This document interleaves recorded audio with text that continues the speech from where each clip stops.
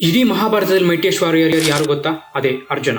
ಅದೇ ಅರ್ಜುನ ಕೃಷ್ಣನ ಹತ್ತಿರ ಹೋಗಿ ಮನುಷ್ಯ ತನ್ನನ್ನು ತಾನು ಸಂಪೂರ್ಣವಾಗಿ ಇರಲು ಏನು ಮಾಡಬೇಕು ಹಾಗೂ ಸಕ್ಸಸ್ಫುಲ್ ಆಗಬೇಕು ಎಂದರೆ ಹೇಗೆ ಜೀವಿಸಬೇಕು ಎಂದು ಕೇಳಿದ. ಆಗ ಶ್ರೀಕೃಷ್ಣ, ಅರ್ಜುನ, ಇಲ್ಲಿರುವ ಒಂದು ಗಾಳಿಪಟವನ್ನು ಮೇಲಕ್ಕೆ ಹಾರಿಸು ಎಂದು ಹೇಳಿದ. ಅರ್ಜುನ ಆ ಗಾಳಿಪಟವನ್ನು ಮೇಲಕ್ಕೆ ಹಾರಿಸಿದ.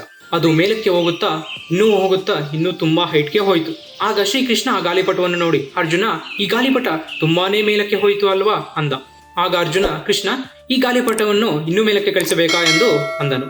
ಆಗ ಕೃಷ್ಣ, ಬೇಸಿಕ್ಕಾಗಿ ಕಳಿಸಬಹುದು ಎಂದು ಹೇಳಿದನು. ಆಗ ಅರ್ಜುನ ಏನು ಮಾಡಿದನೆಂದ್ರೆ ಆ ಗಾಳಿಪಟಕ್ಕೆ ಇರುವ ದಾರವನ್ನು ಕಟ್ ಮಾಡುತ್ತಾನೆ. ಆಗ ಆ ಗಾಳಿಪಟ ಇನ್ನೂ ಎತ್ತರಕ್ಕೆ ಹಾರುತ್ತದೆ.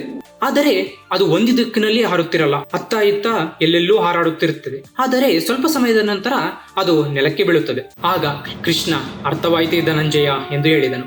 ಆಗ ಮಹಾಭಾರತದಲ್ಲಿ ಮೈಟಿಯಸ್ಟ್ ವಾರಿಯರ್ ಆದ ಅರ್ಜುನ ನೆಲಕ್ಕೆ ಮೋಕಾಲಿನತ್ತ ಕೂತು ಶರಣು ಕೋರುತ್ತಾ, ಆಗ ಶ್ರೀಕೃಷ್ಣ ಹೇಳಿದ ಮಾತು ಇದು: ಆ ಗಾಳಿಪಟಕ್ಕೆ ಇರುವ ದಾರವೇ ನಮ್ಮ ಧರ್ಮ.